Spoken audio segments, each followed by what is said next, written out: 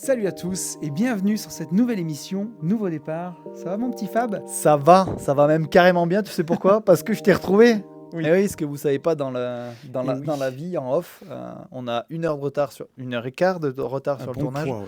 Parce que ça faisait trop longtemps que je t'avais pas vu, tu m'as Eh manqué oui. mon pote. On a des vies tellement riches, tu avais tellement de choses à me raconter, et moi aussi. Et c'est exactement. Nous Et, avons papoté comme des commères. Ouais. Et Et ça fait du bien. Et je suis content ouais. de t'avoir retrouvé. Et du coup, on a vraiment envie de rester dans cette dynamique, dans cette vibe avec vous. Après, tu peux expliquer pourquoi Ouais, pourquoi tu m'avais abandonné. Alors, en fait, oui, j'ai eu des petites blessures de crossfitter, sportif. quoi, de sportif, avec une épaule qui m'embête un peu. Ouais, il n'y a pas grand-chose de méchant.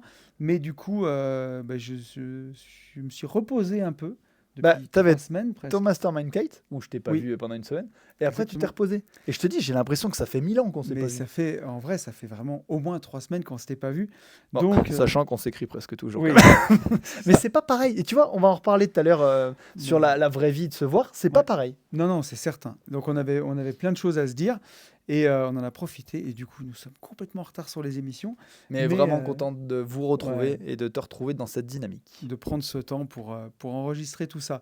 Qu'est-ce qu'on avait à dire à nos auditeurs? On voulait parler quand même de coaching intensif Nouveau Départ des Ouais. 19 et 20 juin. Et de ce que tu nous as fait prendre Et, conscience. et oui, parce que je t'ai dit, on ouvre 10 places à chaque fois. Et là, on en a aujourd'hui 7 qui sont partis. Sauf que nous avons oublié que Nouveau Départ, c'est une société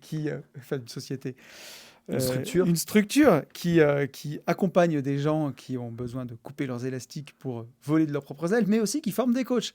Et nous avons 2 coachs en formation pour... Enfin, on en a plus que 2, mais on en a 2 qui oui, on viendront. en a 2 qui viennent. Parce que les 2 Estelle se reconnaîtront, Nathalie aussi, Céline aussi. Ouais, et comme on veut privilégier une On expérience... aura Sandra qui va arriver aussi. Bien sûr. Mais où tout le monde puisse vraiment s'exprimer, avoir du temps, parce que vous le savez, hein, le temps c'est le nerf de la guerre. On ferme à 8 participants, donc nous n'avons plus qu'une place. Et a priori, je pense déjà quelqu'un dessus, mais en tout cas au moment où vous écouterez cette émission, peut-être que ce sera parti ou pas. C'est pour ça qu'on vous invite vraiment à réserver si ça vous fait envie, si vous avez envie de passer ces 2 jours avec nous pour avancer sur votre développement personnel.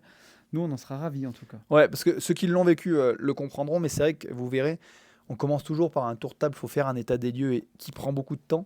Et comme dans le programme de formation de nos coachs, assister à 2 ND fait partie de l'accompagnement en tant que coaché et en tant que coach en formation, c'est du temps de parole en plus. Et on ne veut pas que ça grappille sur le reste des formations et tout ça. C'est pour ça que les 2 personnes, les 2 coachs en formation qui seront présents vont prendre la place de 2 personnes qui, pour vraiment, on garde un accompagnement optimal. Et c'est quand on a réalisé, on s'est dit, attends, mais en juin, on s'était dit que c'était peut-être bien de le préciser. Ouais. Et je vais faire une spéciale dédicace, spéciale remarque. François, tu te reconnaîtras. J'étais sûr que tu allais dire ça. T'hésites, il reste une place, c'est la tienne. Donc ça se trouve, quand vous regarderez cette émission, François aura déjà pris sa place. Mais voilà, on voulait vous le dire qu'on arrive sur la fin des inscriptions.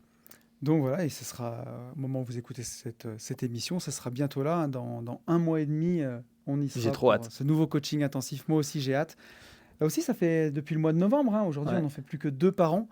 Donc voilà, ce sera notre rendez-vous, un de nos 2 rendez-vous Nouveau Départ très importants de l'année, on en sera ravis. J'ai vraiment, vraiment hâte. Parce que même nous, je trouve qu'on a progressé dans les échanges qu'on a avec vous. Énormément de choses depuis. Ouais.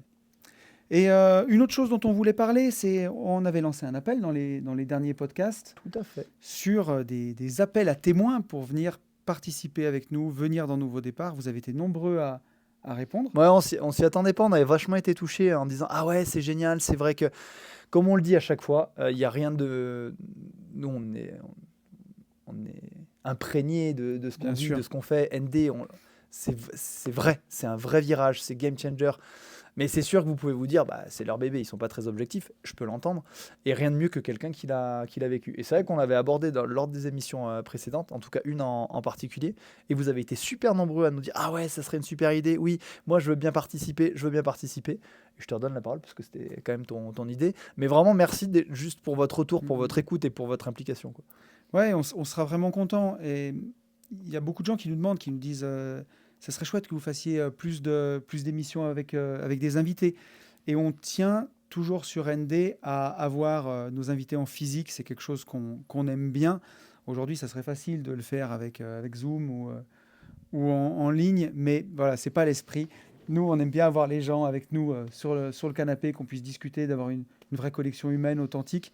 Donc, ça prend un peu plus de temps. C'est important ce que tu Ouais, dis. c'est important. Bon, c'est pas que des podcasts en ligne, peuvent pas être authentiques, mais c'est pas la même chose que de rencontrer les gens en présentiel. Et je pense qu'on y vient aussi de plus en plus à l'humain, à tout ça, dans une ère où aujourd'hui, ça n'a jamais été, depuis les événements de 2020, aussi facile que de se connecter. Et on fait du coaching en ligne, à distance, hein, bien sûr que ça fonctionne. Mais voilà, quand on peut privilégier l'humain et qu'on peut avoir des moments pour se voir, on aime autant. Et la boucle est bouclée. C'est pour ça que même si on s'échange des textos très Eh bien, régulièrement, on était C'est content ça. de se retrouver. Exactement. Et petit clin d'œil, nouvelle dédicace à une personne qui nous écoute, parmi toutes celles qui nous ont contactés. Et encore merci, vraiment merci pour votre fidélité. Eh ben, Estelle, je t'avais dit que je te ferai un retour, je te ferai un retour, mais je pense que ça sera toi, la prochaine interviewée, qui sera là Ah, bien. pour partager ta rencontre avec nous, les événements, le nouveau départ, comment tu l'as vécu. Et je n'en dis pas plus parce que je crois que tu auras 2-3 choses à annoncer. Excellent. Bon, que des bonnes choses. Ouais. Je te propose, sans transition, qu'on prenne une question pour. C'est une surprise, donc je Oui. ne sais pas. Tu m'as dit, attends, j'aurai un truc à... C'est ça, en fait, Ok. c'est ce dont je t'ai parlé. Alors, récemment, sur mon podcast Une vie de liberté, j'avais fait un des épisodes que je fais de temps en temps, Allô tonton, où les gens me posent des questions. C'est tous azimuts. Il y a des questions de finance, il y a des questions d'investissement, il y a des questions d'arbitrage de patrimoine. Il y a aussi des problématiques parfois de dev perso qui sont souvent des fois liées à de l'emploi, mais aussi des fois des questions très dev perso. Et celle-là, je me suis dit, j'ai envie qu'on la garde pour ND parce que je pense qu'avoir aussi ton éclairage dessus et nos deux visions des choses, je pense que ça pourrait être très intéressant. Donc voilà. Je sens que ça va être un bon thème Alors, qui va parler. et alors, notre ami m'a dit, m'a mis le truc brut de pomme. Comment dirais-je? Le mail aussi est authentique, tu verras. J'ai changé les prénoms parce que je pense que si jamais il se fait reconnaître, je suis pas sûr que voilà, ce soit plus Vas-y, judicieux. dis-le, tu m'as trop mis l'eau à Il la m'a bouche. rien dit. Donc, il va s'appeler Martin, notre cher ami. Et Martin me dit Salut Tony, besoin de ton regard sur une situation personnelle avant mon mariage. Salut Tony, je me permets de te solliciter pour une situation personnelle qui m'ennuie. Vu ta demande d'envoyer des cas concrets sur lesquels tu pourras apporter un éclairage, j'en profite et j'aimerais ton regard sur celui-ci. Ben voilà mon petit Martin, tu auras le nôtre du coup. Désolé, gros pavé. Je me marie le 9 août prochain avec Lucie. C'est une journée qui va être sympa, intense et globalement j'ai un entourage très sain, bienveillant, aligné avec mes valeurs. Travail, intégrité, respect des autres, responsabilité, collaboration. Mais voilà le hic. Ma belle-sœur, Julie, est en couple depuis 2 ans avec quelqu'un qui est, à mes yeux, à l'opposé total de ses valeurs. Il ne travaille pas, ne cherche pas à le faire, profite du système, ne participe jamais aux repas ou aux sorties, entre parenthèses, où je suis obligé de le croiser. C'est une personne que je considère comme paresseuse, opportuniste, dans le mauvais sens du terme, et dont le mode de vie m'insupporte profondément. Et je ne suis pas le seul. Mes beaux-parents et Lucie, avec qui je vis depuis 8 ans, pensent pareil, mais personne n'ose vraiment poser les choses frontalement avec Julie. Officiellement, tout le monde reste cordial. C'est l'exercice de changer les prénoms en live. Hein. Lucie a eu une discussion, car ça l'a travaillé, et elle lui a partagé qu'elle voyait l'impact négatif de son copain et qu'elle la voyait changer et pas en positif. De mon côté, j'ai du mal à faire semblant. Quand je le croise au repas de famille, 4 à 5 fois par an, je finis souvent par lui poser des questions cash sur sa vision du travail ou ses projets, ce qui met une tension palpable.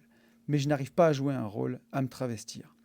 Aujourd'hui, il est prévu qu'il soit présent à notre mariage, car Lucie ne se voit pas le convier, mais pire, à notre table de 8, entouré des personnes avec qui je suis en totale cohérence de valeurs, mes frères, leurs copines, Lucie, c'est la seule personne sur 120 invités dont je ne veux pas la présence, et là, il sera en face de ma tronche pendant 3 à 4 heures, le temps du repas. J'ai dit à Lucie qu'il n'était pas possible pour moi.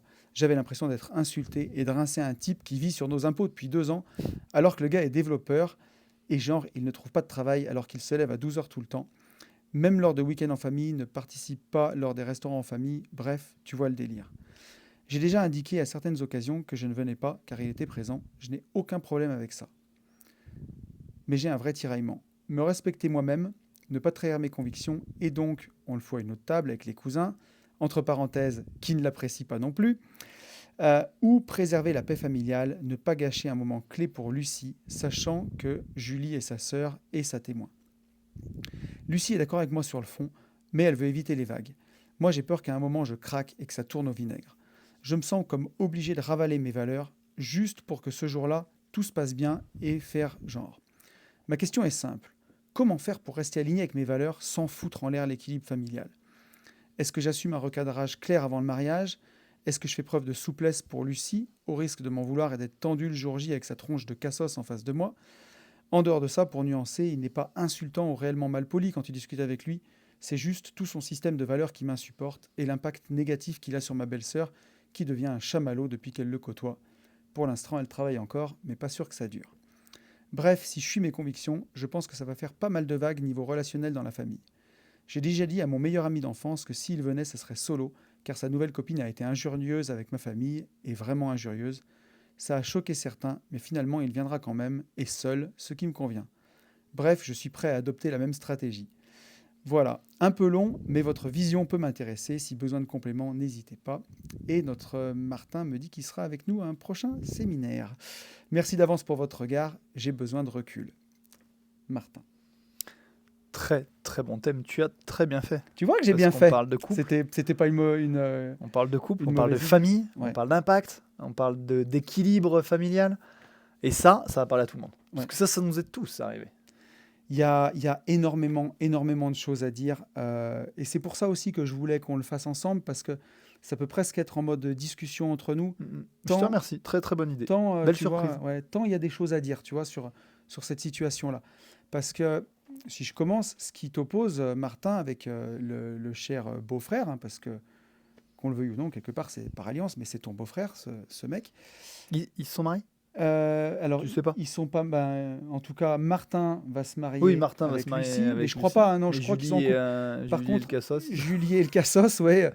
On j'avais a, envie. on sait pas combien de temps ça fait qu'ils sont ensemble, mais à mon avis, il y a un petit moment quand même dans l'histoire, parce que. Ben, elle le dit, ça fait 2 ans. Hein. Je crois qu'il le dit à la fin. Depuis 2 ans qu'ils sont ensemble. Ouais, voilà, c'est Mais ça. on ne sait pas s'ils sont mariés. Non, on sait pas. Donc c'est compliqué parce que on arrive dans les solutions, dans les conflits qui peuvent être familiaux au travail les plus insolubles, c'est quand tu as un système de valeurs qui s'oppose.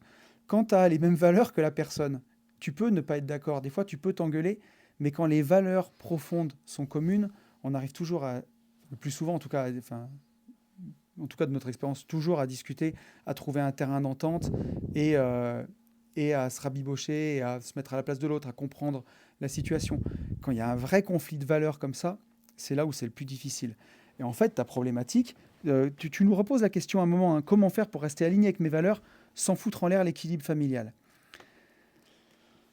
Finalement, dans tes valeurs, tu es partagé parce qu'il y a une part de tes valeurs qui dit « je veux pas un cassos comme ça à ma table, je veux rien avoir à faire avec ce mec », et l'autre part de tes valeurs te dit « c'est le compagnon de la sœur de ma femme, et en fait, j'ai pas envie de faire un esclandre parce que j'ai pas envie de lui faire de la peine ».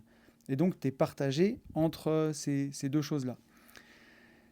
La première phrase que j'ai envie de te dire, c'est ce qui n'a pas de sens, normalement, n'a pas de prise sur toi. Et là, ce que fait ce mec, ça n'a aucun sens pour toi. Ne pas travailler, vivre sur les impôts des autres, dire qu'on cherche du travail alors qu'on n'en cherche pas, venir à des repas de famille et ne rien faire. C'est tout des choses qui n'ont aucun sens pour toi. Et donc, théoriquement, ça ne devrait pas te toucher, en fait. Ça devrait même te faire sourire, parce que tu sais que son comportement, ça l'emmène nulle part. À la rigueur, que, tu vois, des choses qui peuvent te travailler, c'est d'avoir de la peine pour ta belle-sœur, parce que te dire qu'elle fout sa vie en l'air.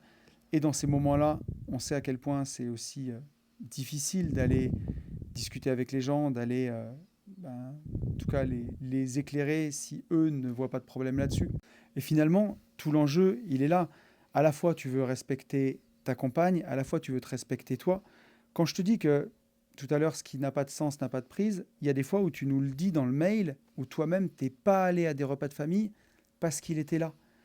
Et ça, au final, pour moi, c'est déjà un premier signal d'alarme, Je sais que au travers de ton mail, ces valeurs-là, elles sont importantes. À ton mariage, tu as envie d'avoir ta famille autour de toi.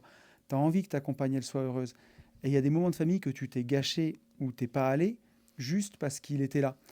Et ça, c'est les premières choses qui doivent te faire réagir quand à la fin, tu nous dis que tu as besoin de recul. Effectivement, à mon sens, tu ne devrais pas te gâcher ces moments de famille parce qu'il est là. Et c'est la même chose pour ton mariage. Donc là, on va en discuter tous les deux. Mais je pense que aujourd'hui, ce que tu me dis, il n'est même pas clairement insultant, en fait. C'est juste que sa présence t'insupporte. Donc, parce que C'est exactement ça. quand tu me dis si tu devais le recadrer avant le mariage, en vrai, je suis même pas sûr. Je crois même pas que lui se rende compte que c'est un parasite, en fait, et qu'il fait rien. Pour moi, forcément, tu dois en discuter avec ta femme, calmement. Mais aujourd'hui, c'est le compagnon que a choisi ta belle-sœur. Et en fait, ça devrait te faire sourire. C'est là où il faut peut-être que tu ailles chercher, effectivement, qu'est-ce que ça vient contrarier dans ton système de valeurs et te focaliser, c'est toujours une question de perception, te focaliser sur cette journée-là. Qu'est-ce qui est important? C'est d'avoir ta femme qui soit heureuse, c'est d'avoir ta belle-sœur, parce que je pense qu'elle compte pour toi, c'est d'avoir ta famille, c'est d'avoir tous tes amis avec toi. Est-ce que ce cassos, il doit prendre toute la place? Et même s'il est à ta table, tu peux choisir de l'ignorer. Et ça me fait sourire parce que j'ai été confronté à ce genre de problématique et je me suis retrouvé. Il rigole, lui.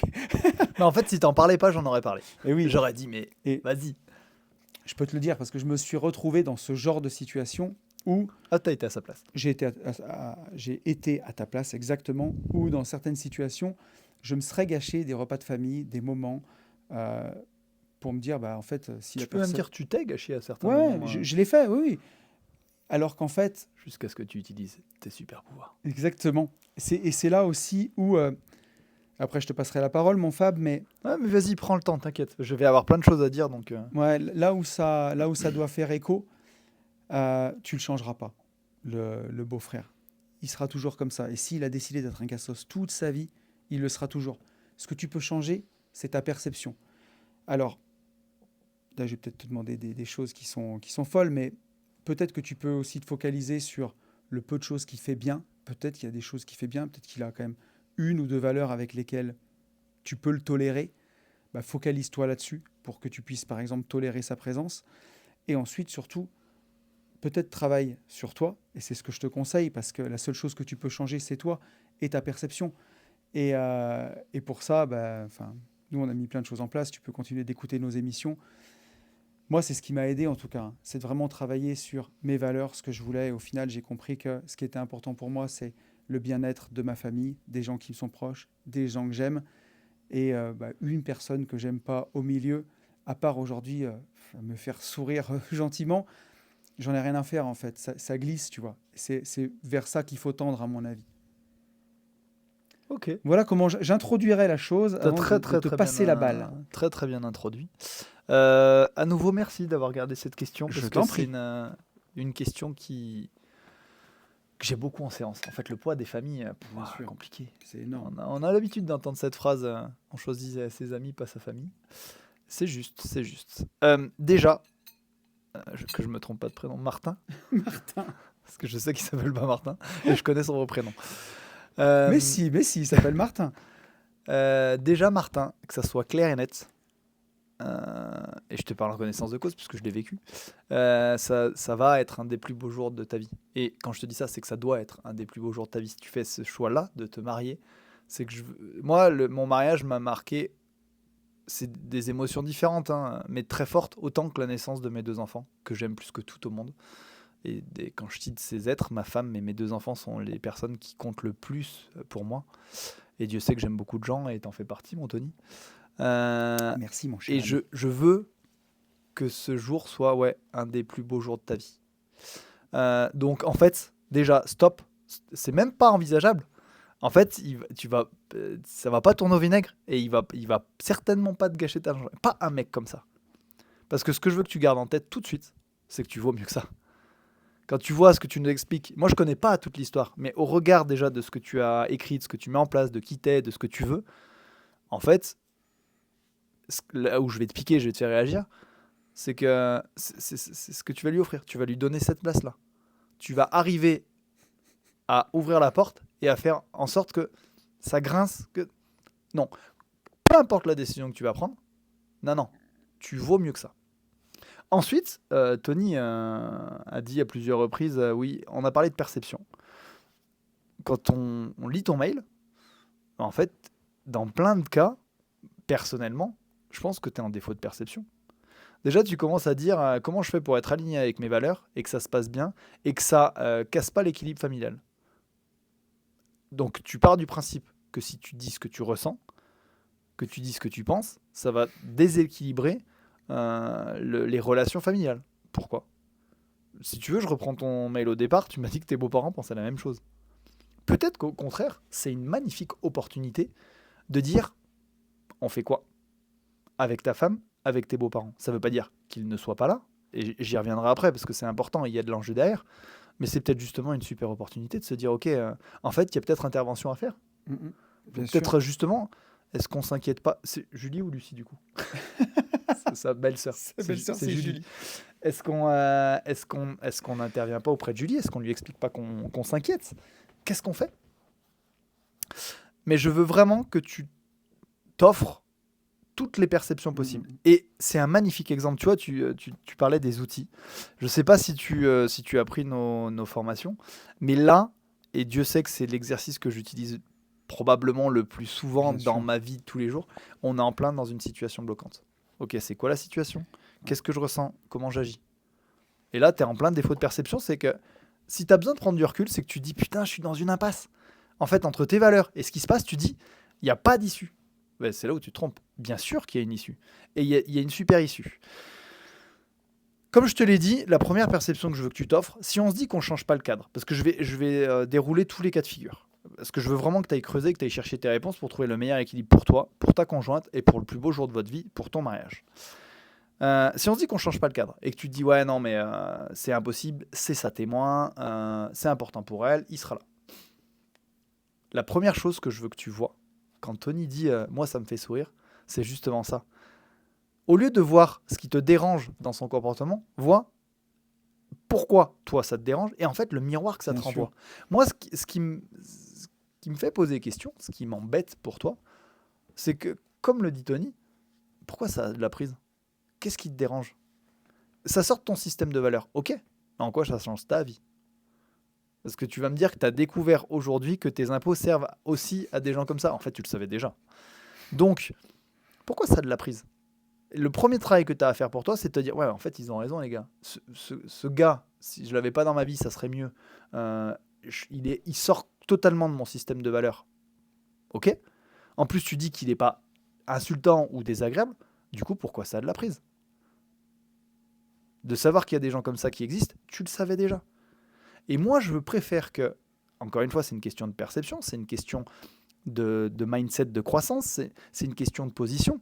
Tu décides de voir ce qui fait mal, tu décides de voir ce qui te dérange, alors qu'en fait, tu as un magnifique miroir de ce que toi, tu as construit. Et d'avoir tout le temps quelqu'un en face de toi, tu te dis putain, mais j'ai une vie absolument formidable. Moi, je sais ce que je construis, je sais ce que je fais, je sais pourquoi je me marie, je sais vraiment ce vers quoi ça va m'emmener, ce vers quoi ça va nous emmener avec Lucie. Et ça devrait te faire sourire, comme le dit Tony, en disant waouh, c'est exactement grâce à un mec comme ça que j'ai en face que je prends conscience que ma vie elle est formidable et que les valeurs que je porte, je les chéris et je sais pourquoi je les chéris. Donc, même s'il était à ta table, ça tournera pas au vinaigre. Il va avoir des propos, tu vas savoir qu'il ne travaille pas. Et alors ? Tony a raison. Pourquoi ça a de la prise sur toi ? Donc vraiment, commence à creuser ça. Et là, je te donne l'exemple où ça ne change pas de cadre. Ensuite, tu l'as dit toi-même, pour être aligné à tes valeurs, tu as demandé à ton meilleur pote en disant elle, je veux que tu viennes, c'est important pour moi. Elle, par contre, elle ne vient pas pour telle raison. Donc, tu sais faire. Tu sais agir, tu as su t'offrir les bonnes perceptions. Là, tu t'es pas dit que ça allait... bien entendu que tu as peut-être pensé qu'avec ton meilleur pote, ça pouvait déséquilibrer votre relation, mais tu y allais quand même. Donc, tu t'es offert la perception qu'il pouvait l'entendre, qu'il pouvait le faire. Ce que tu as réussi à faire. Donc, tu as été aussi éloquent, tu étais en phase avec ton système limbique, avec tes émotions, avec tes valeurs, tu étais aligné, ça fonctionne. Donc le premier conseil que je te donne, enfin le deuxième, parce que je t'ai déjà dit de réfléchir sur toi, pourquoi ça te posait de problème et de t'offrir d'autres perceptions. Le deuxième conseil que je te donne, c'est d'en discuter avec Lucie et de lui dire ce qui te dérange. Je sais que vous en avez discuté, mais vraiment de se projeter, de se dire, ok, on fait quoi? Quelle décision on prend? Parce que ce qui va te donner du levier et du moteur à ta décision et qui va t'aider à t'offrir d'autres perceptions, c'est sa position à Lucie. Savoir à quel point c'est important, à quel point elle aime sa sœur, à quel point elle la veut à sa table, et que ça implique que lui soit à sa table. J'ai vraiment besoin que vous confrontiez vos valeurs, vos perceptions, vos positions, euh, et vraiment vos importants. Pourquoi c'est important qu'il n'y soit pas à sa table, et pourquoi c'est important que Julie soit à ta table, et que vous ayez cette discussion-là. Parce que en définissant un cadre bienveillant, d'écoute, de construction avec Lucie, elle va pouvoir te partager vraiment ses ambitions pour son mariage, pourquoi ça compte, ce qu'elle veut. Et c'est là où tu vas dire, ouais, non, mais en fait, c'est tellement important. Parce que si tu te maries, Bien sûr. c'est important de vraiment de l'apprendre dans son entièreté. Tu veux le meilleur pour elle, c'est ce que tu vas lui promettre à ton mariage. Donc là, tu vas pouvoir donner du levier à sa vision du monde, qui a priori, dans votre système de valeurs, est assez proche de la tienne, et te dire, ok, en fait, ça, c'est tellement important qu'en effet, lui va devenir insignifiant. Ouais, mais c'est vrai, en fait, on s'en fout. Et si sa présence est nécessaire pour que Julie soit à table, ça ne me pose pas de problème. Et il n'y aura pas d'échange. Et de toute façon, vous allez tellement être heureux, vous allez tellement être tous alignés autour de la table, qu'en fait, même s'il a un propos déplacé dans le sens ah oui, non, mais moi je travaille pas, mais il va se mettre tout seul hors jeu. Ça, c'est de la perception que je t'offre. Et je t'assure que je l'ai vécu 1000 fois. Quand tu es vraiment toi aligné, vraiment comme tu l'expliques, avec tes valeurs, quelqu'un comme ça se met totalement hors jeu de la table. Et c'est ce que j'allais ajouter, Fab. Si je suis complètement d'accord avec toi là-dessus, et tu le verras, Martin, si toi, tu es à l'aise avec ton triangle d'équilibre est parfaitement fluide, tu es à l'aise avec ce que tu ressens, avec ce que tu exprimes, il se permettra même pas en fait. Il se sentira tellement hors jeu. Et dis-toi qu'il y a aussi de l'enjeu pour lui sur un moment comme ça. Je pense pas que ça parte en sucette, vraiment. Tu le mets échec et mat du départ. Mais ça sera une super opportunité, un super Ouais, exercice justement de le faire. Donc vraiment cette priorité, c'est de te dire, ok, pourquoi ça a de l'impact, quel miroir ça me renvoie, pourquoi vraiment je me dis ça. Après vraiment t'offrir les perceptions qu'on t'a décrites pour dire, mais en fait c'est vrai. Et savoir quelle place tu veux lui donner, et avoir vraiment cette discussion avec Lucie pour te dire, ok, comment on le construit. Comment on le construit pour ce jour du mariage. Et après, mon dernier conseil, et vraiment c'est là où je te dis que pour moi c'est gros défaut de perception, et à un moment donné, si ce mec il est hors cadre, ouais. euh, à lui de voir, tu disais il changera jamais. On sait pas. A priori, c'est sûr que vu les valeurs qu'il porte, Ouais, il y a peu de chances qu'il ait envie de changer. on peut en douter. Sait-on jamais. Mais votre priorité, c'est Julie. Et je pense vraiment que c'est une magnifique opportunité pour en parler. Et vous interviendrez peut-être en dehors du cadre du mariage. Mais au final, ce qui compte le plus pour toi, tu as parlé des repas avant, tu as parlé de ton mariage, et il y aura des repas après. Et peut-être que c'est vraiment l'occasion de vous mettre à l'aise. Et quand je pense à ton exemple précis, d'avoir ces discussions. Ouais. Donc toi, en l'occurrence, avec tes beaux-parents, avec ta femme, crois-moi, ça peut construire quelque chose de très fort. Ça te donnera plus une nouvelle place de genre, de quelqu'un imprégné dans la nouvelle famille qu'il a choisie, en tout cas intégré, et ça peut faire beaucoup de bien. Et au contraire, ça peut libérer la parole, justement de voir C'est ça, et en sûr. dire non, ça on le tolère pas, on s'inquiète. Après, Julie fera les choix qu'elle veut, mais justement, c'est important de pouvoir en parler avec Lucie, c'est sa sœur, elle est proche, elle l'a choisi comme témoin.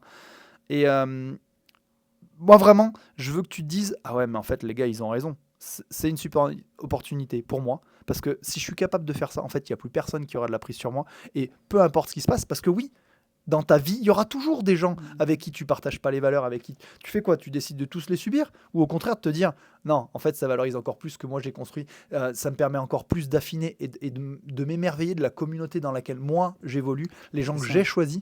Et on en reviendra, pardon, à ton temps, avec qui tu décides de passer du temps, ben pas avec quelqu'un comme ça. Et c'est pour ça que je te dis que cette discussion est importante, parce qu'après le mariage, a priori, il y sera toujours. Quel temps vous décidez de passer? Est-ce que vous décidez de passer vraiment du temps à 4, à 6? Est-ce que ça fait sens pour vous si vous partagez plus du tout les mêmes valeurs? Est-ce que vous pouvez pas construire une relation nouvelle avec Julie et qui, elle, peut peut-être prendre conscience qu'en effet, c'est pas la bonne personne? Ou pas? Et c'est aussi pour ça que ça a autant de poids et que ça t'énerve, parce qu'au final, derrière toute cette colère et derrière tout ce que ce beau-frère te fait gerber, quand on creuse derrière ça, c'est surtout qu'il soit avec ta belle-sœur et qu'il te fait du mal. Et en fait, ça t'ennuie parce que il est avec elle. Et au final, tout ça derrière, c'est que surtout que tu t'inquiètes pour elle. Donc, comme tu le disais, peut-être pas avant le mariage, si la charge émotionnelle, elle est lourde, mais après le mariage, c'est aussi l'occasion, en dernière étape, de se poser cette question et de se dire, est-ce qu'on lui en parle pas? C'est une super Et opportunité. là, plutôt que de lui rentrer dedans, parce que peut-être que la seule perception que tu t'offres, c'est celle-ci, de rentrer dedans et lui dire, mais regarde avec qui t'es, il sert à rien, c'est un nul. Ça, c'est toujours perçu comme une pique et ça a souvent l'effet inverse où elle va se renfermer et se mettre encore plus avec lui. Mais peut-être de lui dire, on s'inquiète pour toi, on a vu ton comportement changer, on se fait du souci, est-ce que tout va bien? Et exprimer vraiment ce qu'il y a au fond derrière, que vous l'aimez et et que vous avez l'impression que vous vous éloignez. C'est souvent le, Et, le, le plus impactant. et oui, c'est souvent Parler avec tes exactement le émotions et plus te dire impactant et la bonne approche. Et après, tu peux pas présager de ce qui va se passer. Euh, qui change, forcément, faut présager de rien. Il peut changer, peut-être qu'il peut ne pas changer, peut-être qu'aussi ça peut améliorer vos relations. Enfin, il peut se passer des choses vraiment magiques, en tout cas, en libérant cette parole. Et je suis content parce que les 2 derniers points que je voulais aborder, tu me fais la transition parfaite. Euh, c'est une super personne ressource pour toi. Pour justement arriver, et tu verras à quel point tu deviendras éloquent, je prenais ton exemple. Aujourd'hui, ces gens autour de nous, et tu le disais, en fait, ils sont échecs et maths. Tu vas tellement être en phase avec tes valeurs, tellement être en phase, que tu vas pouvoir répondre du tac au tac et tu vas souligner le non-sens de ces choix. Et c'est quelqu'un qui, dans ton entourage, aura plus d'impact parce qu'en fait, il osera même plus tenir ce genre de propos. C'est ça qui est génial. Et c'est un super travail. A priori, tu es quand même plutôt dans cette mouvance et dans l'envie de te développer personnellement et de réfléchir à l'impact que tu as, à comment, et c'est vraiment fort. Et c'est pour ça, et ça sera mon dernier point puisque je l'ai cité, c'est un exercice super. Si tu veux des compléments d'information, n'hésite pas à nous contacter. C'est l'application parfaite de la situation bloquante. Donc Complètement. je la refais rapide, hein, c'est cadeau, c'est pour nous puisque ça fait quand même partie de nos formations. Mais je t'ai dit, c'est quoi ta perception de la situation, c'est quoi tes émotions, comment tu agis.